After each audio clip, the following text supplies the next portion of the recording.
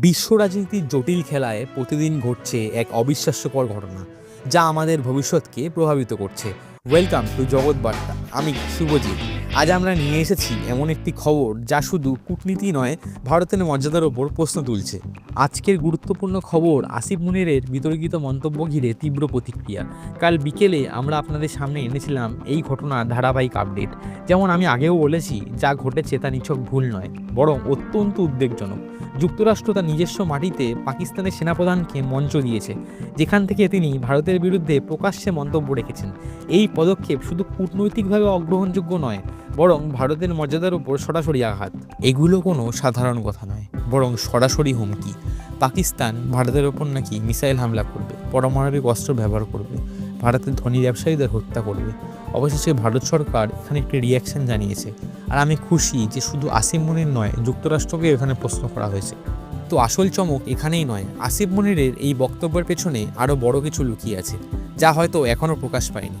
ভারত সরকারের বক্তব্য এখানে স্পষ্ট। পারমাণবিক অস্ত্র নিয়ে হুমকি দেওয়া পাকিস্তানের পুরনো অভ্যাস, কিন্তু আসিফ মুনির যুক্তরাষ্ট্রে দাঁড়িয়ে এমন এক কথা বলেছেন যা গোটা বিশ্বকে চমকে দিয়েছে। তার দাবি, পাকিস্তানের ওপর আক্রমণ হলে তারা অর্ধেক পৃথিবী ধ্বংস করে দেবে। এটি শুধু ভারতের জন্য নয়, বরং পুরো মানবজাতির জন্য এক সরাসরি হুমকি। আসিফ মুনির শুধু যদি এই কথাটাও বলতো যে আমরা পারমাণবিক হামলার জবাব পারমাণবিক হামলা দিয়ে দেবো, সেটাও এক কথা ছিল, কিন্তু অর্ধেক পৃথিবী ধ্বংস করব, এই কথার মধ্যে রয়েছে আরও বড় বিপদের ইঙ্গিত। কারণ এতে চীন, জাপান, রাশিয়া সহ বহু দেশ পড়ে যায়। তাই এটি শুধু ভারত নয়, পুরো বিশ্বকে গভীরভাবে ভাবিয়ে তোলার মতো ঘটনা।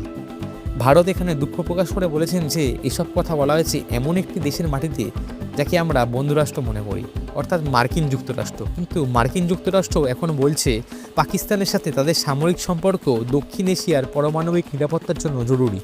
অনেকেই মনে করেন পাকিস্তানের পারমাণবিক অস্ত্রের আসল নিয়ন্ত্রণ এখনও যুক্তরাষ্ট্রের হাতেই, আর আসিফ মুনিরের এসব কথা বলা হয়তো তাদের অনুমতিতেই হচ্ছে। ভারত এবং মার্কিন যুক্তরাষ্ট্রের সম্পর্কের এক অদ্ভুত বৈপরীত্য চোখে পড়ে। একদিকে ভারত যুক্তরাষ্ট্রের স্যাটেলাইট উৎক্ষেপণ করছে, মহাকাশ বিজ্ঞান ও প্রযুক্তিতে একসাথে বড় বড় প্রকল্পে কাজ করছে। অন্যদিকে যে দেশ ওসামা বিন লাদেনকে বছরের পর বছর লুকিয়ে রেখেছিল, সেই দেশের সেনাপ্রধান যুক্তরাষ্ট্রের মাটিতে দাঁড়িয়ে ভারতের বিরুদ্ধে পারমাণবিক হামলার মতো হুমকি ছুড়ে দিচ্ছে। এই বৈপরীত্য শুধু প্রশ্নই তোলে না, বরং যুক্তরাষ্ট্রের নীতির ভিতকেও গভীরভাবে পরীক্ষা করে দেখার দাবি জানায়।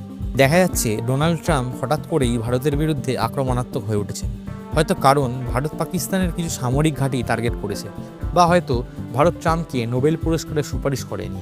অন্য দেশ যেমন প্রকাশ্যে ট্রাম্পের প্রশংসা করে, ভারত তা করেনি। ট্রাম্প এমনকি বলেছেন ভারতের অর্থনীতি মৃত, অথচ ভারতেই ট্রাম্প টাওয়ার বানিয়ে কোটি কোটি টাকা রোজগার হচ্ছে। সোশ্যাল মিডিয়ায় কেউ মজা করে বলেছিল ট্রাম্প টাওয়ার জাতীয়করণ করে গরিবদের দিয়ে দিতে। প্রশ্ন হলো, ভারত কি ভবিষ্যতে ট্রাম্পকে আবারও নতুন ট্রাম্প টাওয়ার বানানোর সুযোগ দেবে? পুরনো যা হয়েছে, কিন্তু সামনে কি আমরা এই দরজা খোলা রাখব? আজকের এই আলোচনা শুধু রাজনীতি নয়, এটা আমাদের মর্যাদা আর নিরাপত্তার প্রশ্ন। যারা আমাদের ধ্বংসের হুমকি দেয়, যারা আমাদের অর্থনীতি নিয়ে অপমান করে, তাদের কি আমরা আবারও ব্যবসা করার সুযোগ দেব? বন্ধুরা, মনে রাখবেন, দেশ তখনই অদম্য যখন তার নাগরিক সজাগ, ঐক্যবদ্ধ আর দৃঢ় সংকল্প।